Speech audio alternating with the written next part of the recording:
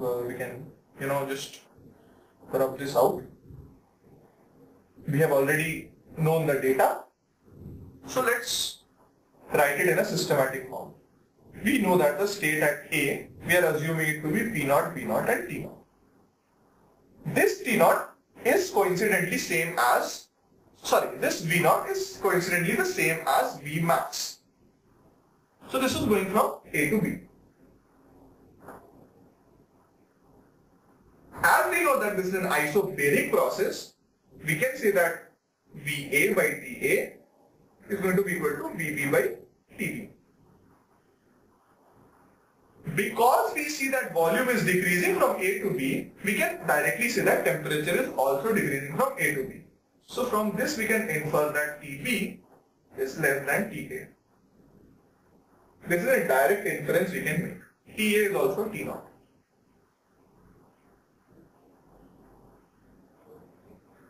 Now let us look at the process BC. In process BC, the gas goes from this state to this state.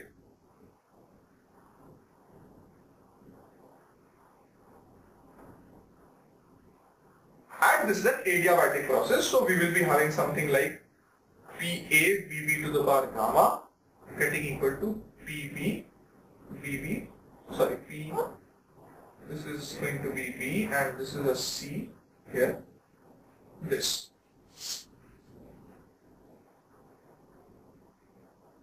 Now because this is an adiabatic compression, that is, if we have a piston cylinder arrangement and you're putting pressure on the piston yourself, you're compressing the gas, you're doing work on the gas, and thus the internal energy of the gas is going to be increasing by that way.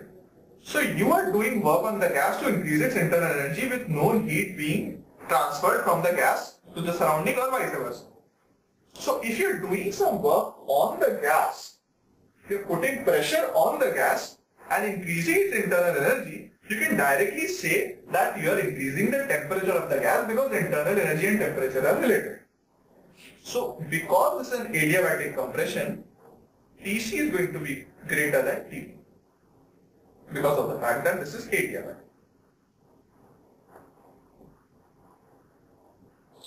This is another thing we got hold of. Let us look at the process TD now.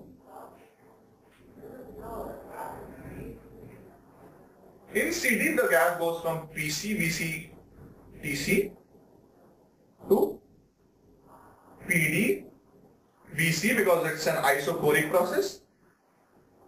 TC is now going to be, TD is going to be same as TA and this is going to be same as T0 because this line is an isothermal line. So the temperature here and the temperature here are both same. So this is what we can infer. From this, we can say that P by T is a constant, hence PC by TC is equal to PD by TD, which is T0. And because pressure is increasing in this isochoric process, the temperature will also increase. Therefore, T0 is going to be greater than TC. This is what we can infer. Next process is the isothermal process. In the isothermal process, TD is equal to TA and this is equal to T0. This is all we can infer from the isothermal process. Now from the previous inferences, we had TB being less than TO or T0. We also had TC being greater than TB. We then had TD greater than TC. And then we had TD equal to TA equal to T0. From these, we can directly say that TB is going to be our minimum temperature. Because TC is greater than TB, T0 is greater than TB, TC is less than TD, so TD is also greater than TB. So TB is our Tmin.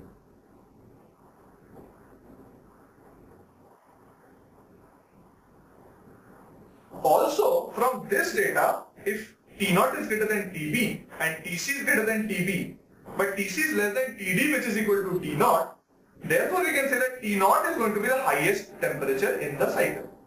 So T0 is equal to Tmax.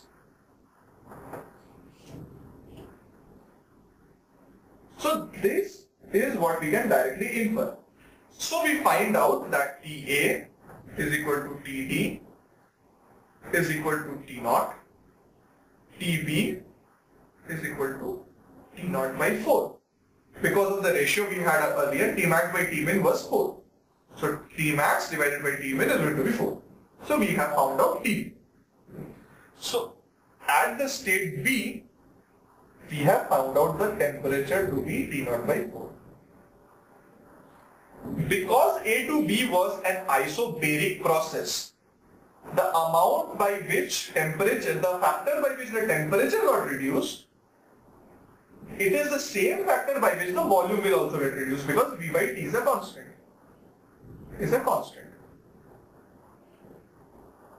So V at B is going to be equal to V0 by 4. So this is V0 by 4. All that is given is V0. So at B, because it's an isobaric process, we will be having V0. Now we are left with the state C and the state D. What are these going to be? State C, we can reach there by the adiabatic process, which follows this equation.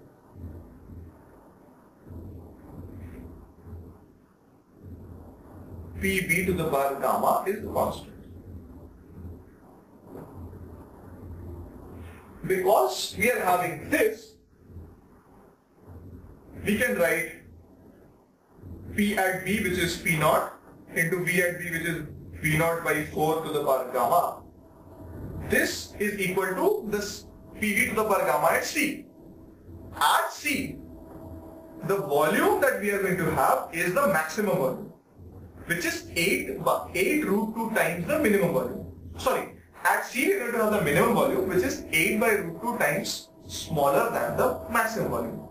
So the volume here is going to be V0 by 8 root 2 to the power gamma, and the pressure is unknown. From this equation, we can determine Pc, and Pc comes out to be, if you just do a small calculation here, Pc comes out to be 4 root 2 P0.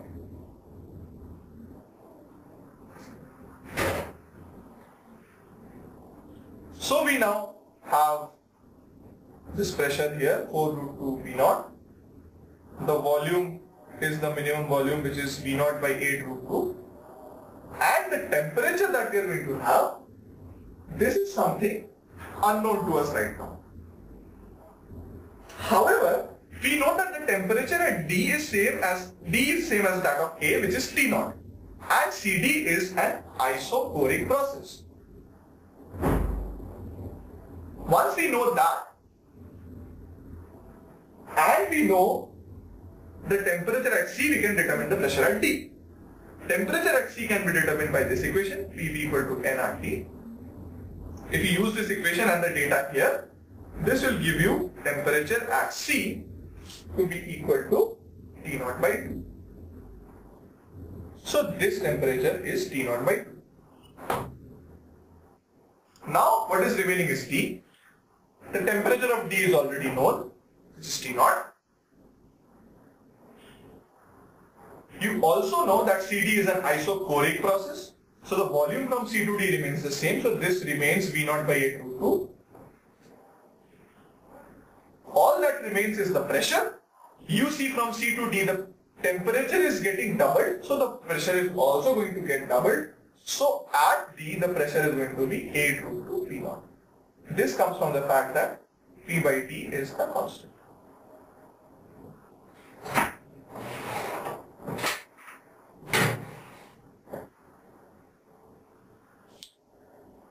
This is how we determine the states of the gas at different points.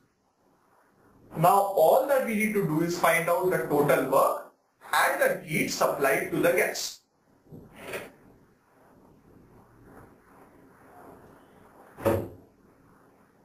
The total work that is taking place, or the total work that is getting supplied,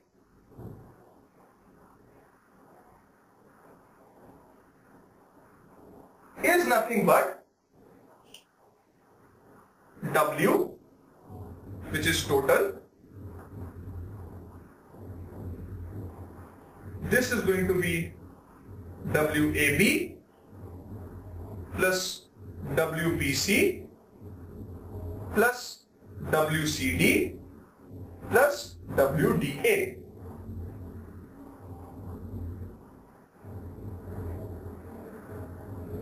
To find out what WAB is, all we know is it's an isobaric process. So this is going to be PdV and the volume is decreasing. So this quantity is going to be minus P naught times the change in volume. The volume here was V naught, the volume here is V naught by 4. The change is 3 by 4. So this is going to be 3 by 4 V naught. Now WBC is going to be the work done by the adiabatic process. The work done in an adiabatic process is nothing but the change in internal energy of the gas negative.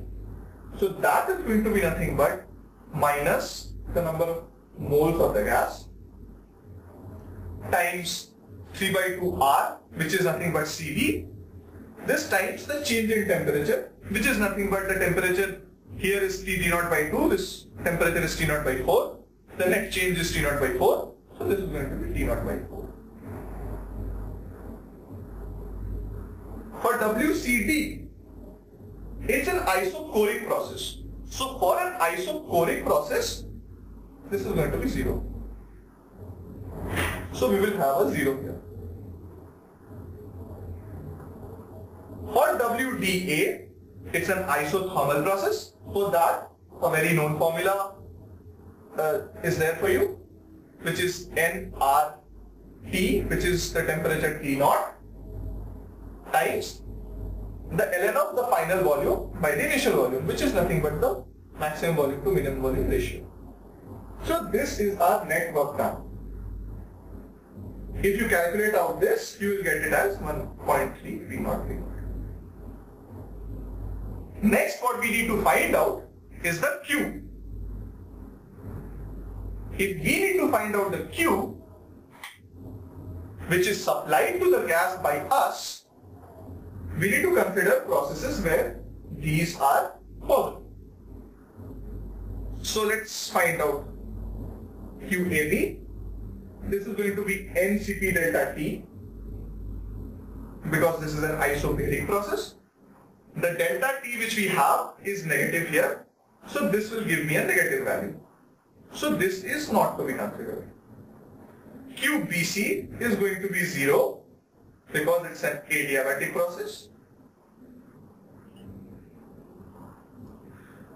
QCD is nothing but the change in the internal energy, because it's an isochoric process. The Q is going to be equal to the delta U, which is NCB delta T. So this is N into 3 by 2 R. The delta T is nothing but T naught by 2 to T naught. So this is going to be T naught by 2. This is nothing but 3 by 4 P naught P naught. The QDA, this quantity is the heat which is supplied to the gas during the process D2A, which is an isothermal process. For an isothermal process, Q is equal to the W. The W which was there in D2A, we found that out earlier, which came out to be 7 by 2 ln2 P naught. So the efficiency of the cycle which we are looking at is nothing but 1.3 P naught P naught plus the sum of these two, which is 7 by 2 ln2 plus 3 by 4 P naught P naught. This times 100%. If you calculate this out, you will get the percentage efficiency to be 40.93%.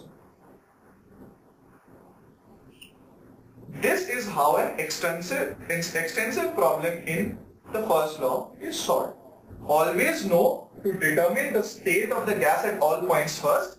By that way, you can identify all kind of changes very easily, like we did right now.